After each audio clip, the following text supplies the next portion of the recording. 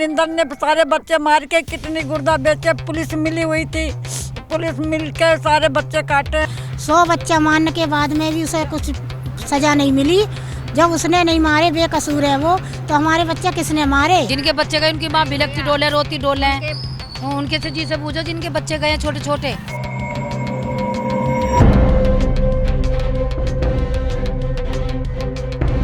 CBI ने इतना करा भैया कि ये नाला साफ करा दिया, बहुत दिनों से गंदा था। सीबीआई ने हमसे कुछ नहीं पूछा। इसमें प्रूफ गायब करने वाले सीबीआई और पुलिस है। इनको या तो पंडेर को फांसी दे या पुलिस वालों को फांसी, पुलिस वालों को सीबीआई वालों को फांसी दी जाए। पुलिस वालों ने, सीबीआई वालों ने भैया हमारे साथ में बहुत बड़ी गद्दारी करी है। पैसा खा खा के बैठ गए और हमारी जान को अब भी खतरा है। उसके लड़का ने पहले भी हमें धमकी दे रखी। निथारी हत्याकांड पे बात करने के लिए हमारे साथ कुछ लोग मौजूद हैं यहाँ पर। हम कुछ जानेंगे कि क्या क्या हुआ, किस तरीके से उस समय माहौल था। तो हमारे साथ कुछ लोग मौजूद हैं।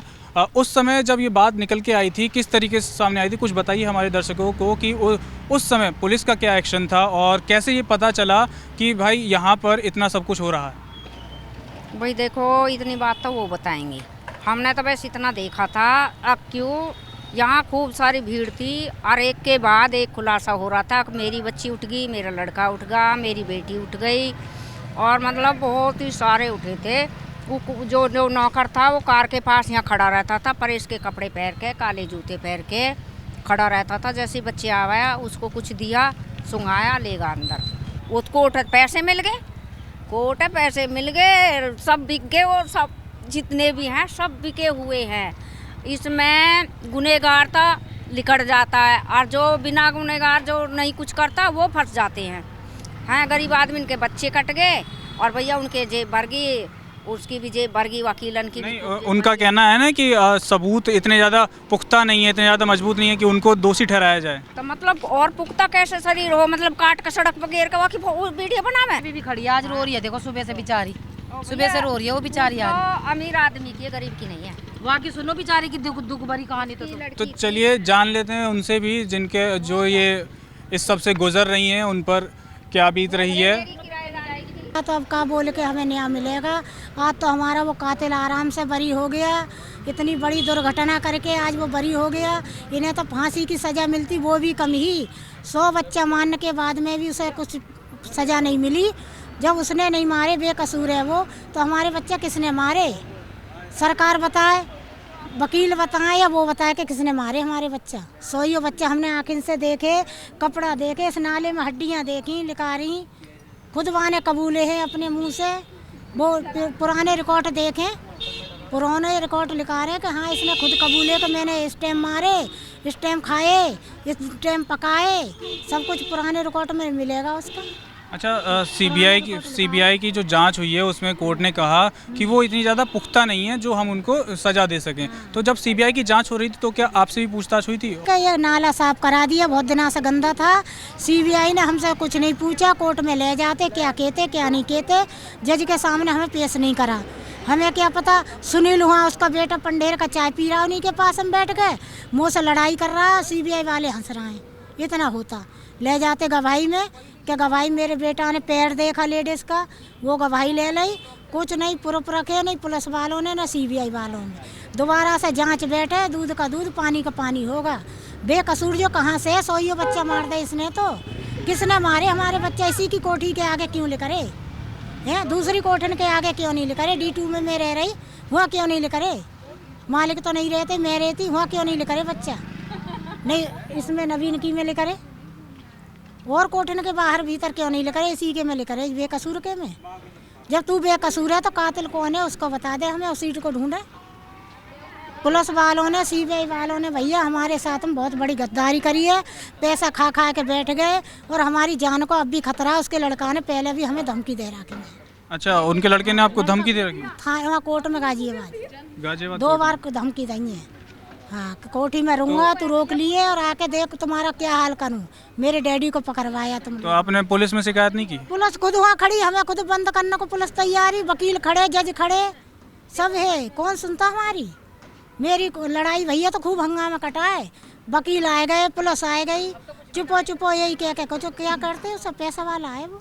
अच्छा, मतलब पैसे वाले हैं इसलिए, तो शिकायत करने पे भी कुछ हो नहीं रहा। हाँ, बहुत धमकी उसे ना कोर्ट के अंदर दी है, तो बाहर कितनी धमकी देता होगा हमें, ये तो हमें ही मालूम है। तो मतलब आप जब भी कोर्ट कचहरी जाते थे तो धमकियाँ मिलती थी? हाँ, सीबीआई वाले ले जाते हमें, वो ले जाके जन क्या लिखवा लेते और कुछ नहीं होता। और वो उसका लड़का जब भी आया जब भी धमकी दी हमें, सतीश की और उसके डैडी की तारीख की, उस दिन धमकी दी। मैं अपने लड़का को लेके गई, जब धमकी दी, मानने को कहता कोठी में रहूँगा, रोकियो मरवा दूंगा, मेरे डैडी का नाम लिया तो मरवा दूंगा। उसका गट्टा सा है वो, क्या कहते हैं, बॉडीगार्ड। अच्छा। वो भी लड़ाई कर रहा कोर्ट के अंदर, बाहर कोर्ट के पार्क में मुझसे। हाँ, तो मतलब आपके पास दबाव बनाया जा रहा था कि आप इस केस को वापस ले लें या इसमें ना आए? वापस ले लो, उन्होंने तो पैसा खा के दवाई दिया, वापस खा लेंगे हम। जिस तरह से सुप्रीम कोर्ट का ये फैसला आया है उसके बाद पीड़ितों के परिवारों में खासा गुस्सा और हताशा देखने को मिल रही है। और उन्हीं में से एक परिवार हमारे साथ इस वक्त मौजूद है। आप साफ देख सकते हैं कि ठीक से यहाँ जलाने को लाइट भी नहीं है, और कहते हैं ना कि इंसाफ के लिए सब कुछ बिक जाता है, लेकिन क्या इंसाफ मिला? वही सवाल हम पूछते हैं और जवाब जानते हैं। तो हमारे साथ ये मौजूद हैं। आपका नाम क्या है? जब्बूलाल। जब्बूलाल जो जिनके साथ ये हादसा हुआ था वो आपके रिश्ते में क्या लगता? हमारी बेटी थी। जो उम्र क्या रही होगी? 10 साल।